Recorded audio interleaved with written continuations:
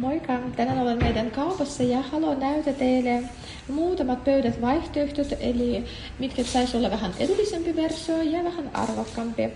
Eli aloitamme ja katsomme yhdessä ja saman tien kerron teille kaikki koot, mikä se on mahtava käyttää ja miksi.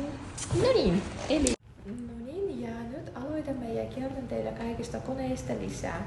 Eli tässä se on imuri, eli se on hyvin pienimmässä koossa, mutta loistava käyttää jokaisella, koska suojaa meidän silmät, suojaa meidän keuhkot, eli se on meidän terveys. Ja loistava, koska siinä toimii ihan kuin rannetuki ja hyvin edullinen aloittelijalle. Sitten toinen uuni. Tämä uuni, se on LED-uuni, nopeampi kielikovettu, ei tarvitse vaihtaa lamput. Kiva. Ja siinä on myös sensorit, eli 30, 60 ja 90 sekuntia aika. Eli eri aikatauluilla se on meidän toimii, se on käteellä. Kynsiporaa, totta kai se on makuasia, sinä voit käyttää, mutta voi ei käyttää. Mutta kun käytät, se on myös nopeuttaa sinun työ ja helpottaa. Ja jatkuvasti kun haluat olla ammattilainen, se on myös tarve.